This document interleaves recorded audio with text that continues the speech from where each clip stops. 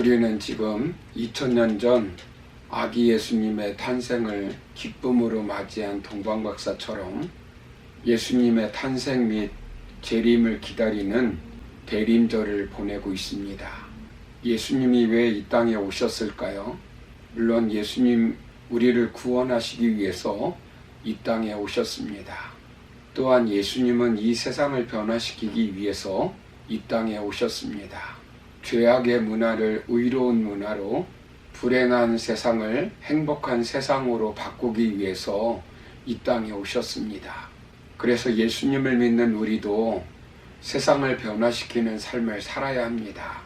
오늘 본문을 보시면 예수님께서 왜 이 땅에 오셨는지 분명한 목적을 말씀하고 있습니다. 본문 28절을 보시면 인자가 온 것은 섬김을 받으려 함이 아니라 도리어 섬기려 하고 자기 목숨을 많은 사람의 대속물로 주려 함이니라 라고 말씀합니다. 그렇다면 우리는 세상을 어떻게 변화시킬 수 있을까요? 오늘 첫 번째로 살펴볼 것은 우리는 예수님처럼 인생의 목적을 섬김에 두어야 합니다.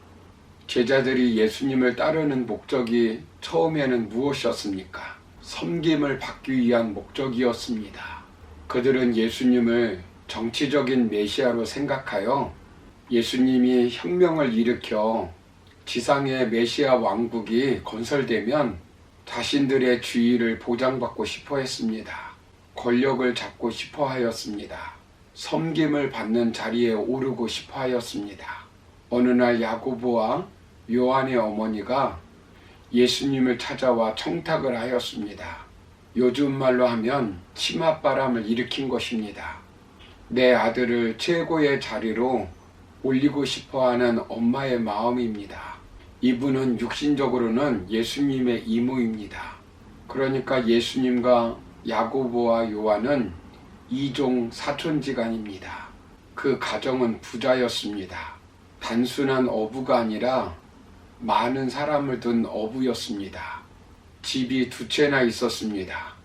시골에도 있고 예루살렘에도 있었습니다. 2층 집입니다. 예수님의 제자들이 기도한 집이었습니다. 120명 정도가 모여 기도할 수 있는 큰 집을 가지고 있는 부자였습니다. 최고의 가정을 지향하는 가정이었습니다. 아들을 데리고 예수님께 요청합니다. 그날따라 절을 하며 요구하는 것입니다. 그래서 예수님이 이상하여 무엇을 요구하느냐고 묻습니다. 그때 무엇이라고 말합니까?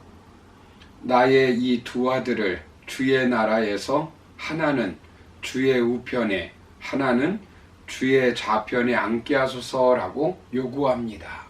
예수님이 왕이 되면 좌의정, 우의정을 시켜달라는 것입니다. 이것은 야고보와 요한의 어머니의 요구만은 아니었습니다. 마가복음 10장 35절을 보시면 야고보와 요한이 직접 요구하였습니다. 이것을 본 제자들이 어떻게 하였습니까? 24절을 보시면 12 제자가 듣고 두 형제에 대하여 분을 갖게 되었다고 말씀합니다. 그들도 똑같이 그런 마음을 가지고 있었다는 것입니다. 예수님을 따라다니는 목적이 우의정, 좌의정에 있었다는 것을 표현한 것입니다. 오늘날 결혼하는 목적, 사업을 하는 목적, 교회를 다니는 목적, 정치를 하는 목적, 공부를 열심히 하는 목적이 무엇이냐는 것입니다. 그런데 예수님은 무엇이라고 말씀합니까? 결론적으로 28절을 보시면 인자가 온 것은 섬김을 받으려 함이 아니라 도리어 섬기려 하고 자기 목숨을 많은 사람의 대속물로 주려 함이니라 라고 말씀합니다. 그리고 제자들에게 어떻게 하라고 말씀합니까? 본문 27절을 보시면 너희 중에 누구든지 으뜸이 되고자 하는 자는 너희의 종이 되어야 하리라 라고 말씀합니다. 예수님은 이 땅에 섬김을 받으러 오신 것이 아니라 섬기려 오셨다는 것입니다. 예수님은 섬김의 비전을 가지고 이 땅에 오신 것입니다.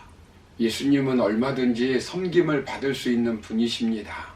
예수님은 인간의 몸을 입고 이 땅에 오신 분명한 목적이 있었습니다.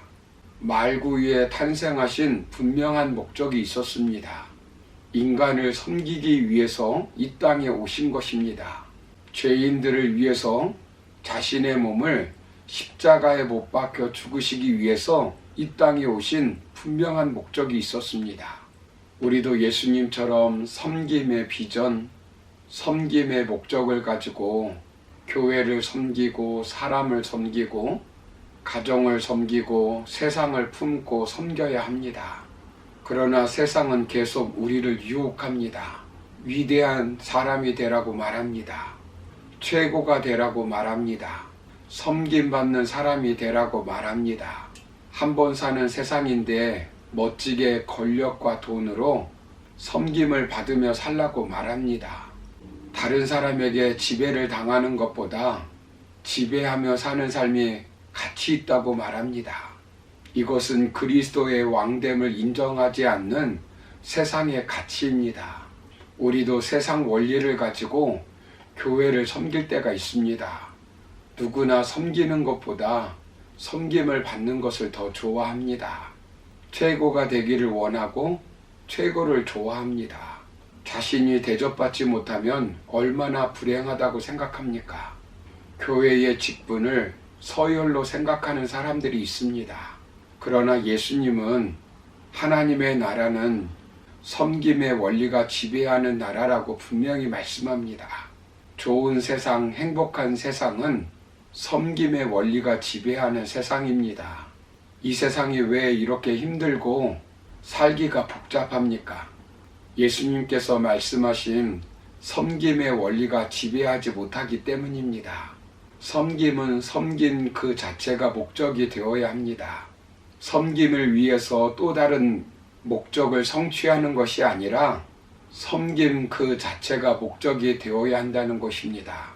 나에게 준 건강, 나에게 준 지식, 나에게 주신 명예, 나에게 준 미모, 나에게 주신 재능, 나에게 주신 돈, 나에게 주신 달란트를 가지고 하나님을 섬기고 이웃을 섬기겠다고 하는 분명한 목적을 가지고 살아야 합니다. 세계를 품고 섬겨야겠다는 말입니다. 어려움과 고통을 당하는 사람들을 품고 섬겨야 하겠다는 분명한 비전을 가지고 살아야 합니다. 이것은 창조 질서의 원리입니다. 최초의 인간인 아담을 보십시오. 혼자 살았습니다. 그런데 하나님께서 왜 하와를 만들어 주었습니까? 창세기 2장 18절을 보시면 여호와 하나님이 가라사대 사람의 독처하는 것이 좋지 못하니 내가 그를 위하여 돕는 배필을 지으리라 하시니라 라고 말씀합니다. 그리고 창세기 2장 20절을 보시면 아담이 돕는 배필이 없으므로 이렇게 말씀합니다. 도와주라고, 즉 섬기라고 만들어 주신 것입니다. 옆에 있는 분 섬기라고 만나게 해주신 것입니다. 가족들 섬기라고 주신 것입니다. 교회 직분 왜 주었습니까? 계급으로 주었습니까? 서열로 주었습니까? 에베소서 4장 12절을 보시면 이는 성도를 온전케 하며 봉사의 일을 하게 하며 그리스도의 몸을 세우려 함이니라 라고 말씀합니다. 교회에 직분을 주신 것은 섬기라고 주신 것입니다. 성도를 섬기고 이웃을 섬기고 직장에서도 섬기는 삶을 살라고 주신 것입니다.